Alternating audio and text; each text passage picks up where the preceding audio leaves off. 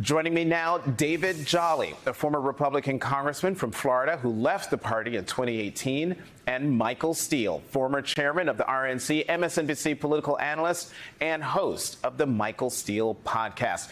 Gentlemen, I can't think of two better people to talk to about this. There's so many people to talk about, so let's just start.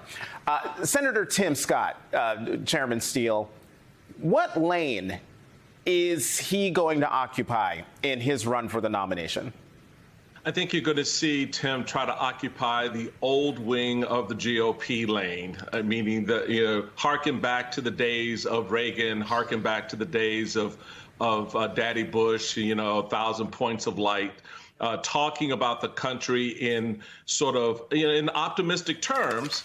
But the problem is it's going to be a hard contrast to the reality that Donald Trump is going to remind him of every single day. Now, here's the thing. I don't think Donald Trump goes after Tim Scott the way he's going to go after someone like a Chris Christie or certainly a Ron DeSantis.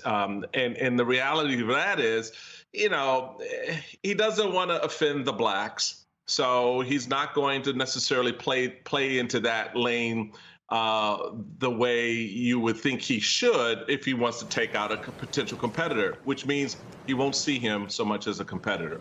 David, I would love your thoughts on Senator Scott, but Ron DeSantis, Governor DeSantis, he's done a whole lot of stuff that I just don't see how.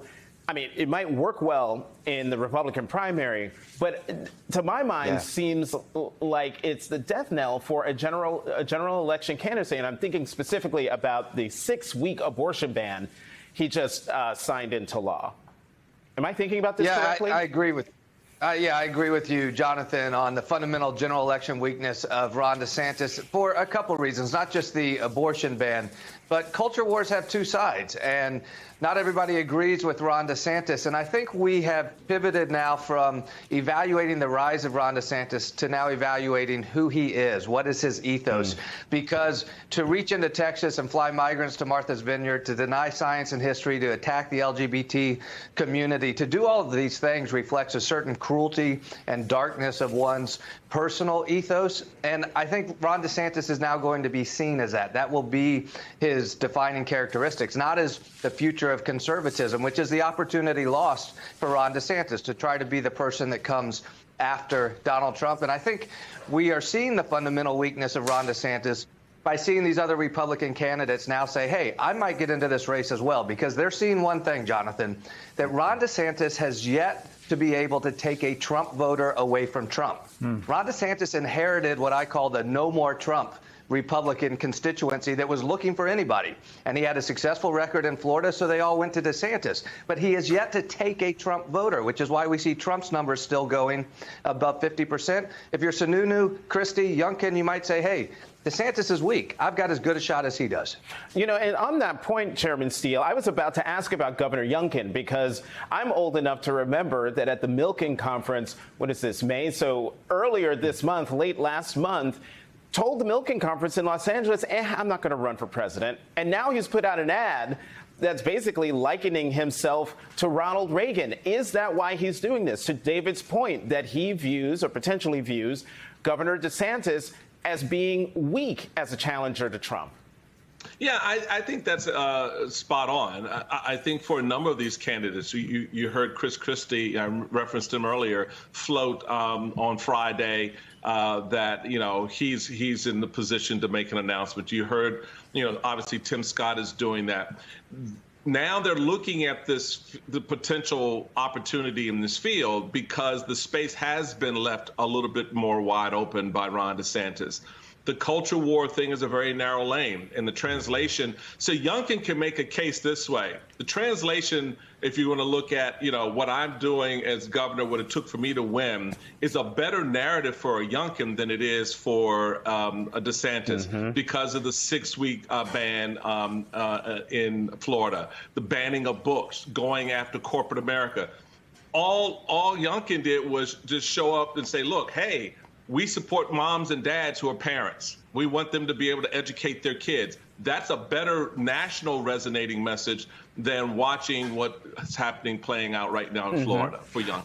So you've mentioned Glenn Youngkin, Chris Sununu, Chris Christie. We also know that John Bolton, Doug Burgum, the Republican governor of North Dakota, Will Hurd, the former Texas congressman, Mike Pence, the former vice president. They're all thinking of joining the 7 other people already in the race. David, are Republicans about to make the same mistake they made in 2016, and that is crowding a field of opponents to Donald Trump, thereby greasing the skids for him to win the nomination again?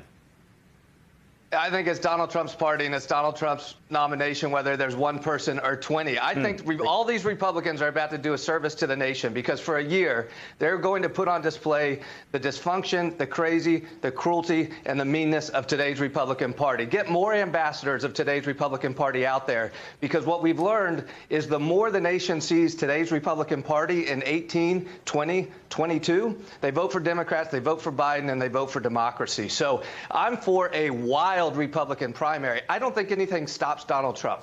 Only Trump can wound Trump, and we've yet to see what that looks like. It's not sexual assault. It's not J6. It's not indictments. So who knows if anybody can stop Donald Trump? I don't think so. But I think in a general election, that strengthens Joe Biden in the Democrats' hand. Do you share that assessment, Chairman Steele?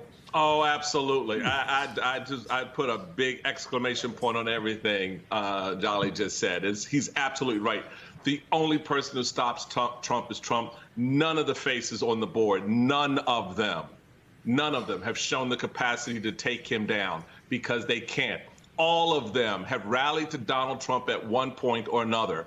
And if I'm Donald Trump, I just wait till they get in and just run my first ad showing them supporting me when the DA in New York indicted me, showing them support me when I put kids in cages, showing them support me when I, did some other crazy thing like that perfect call to Georgia. The reality of it is Donald Trump has so salted the political earth in this party, nothing else will grow in that space.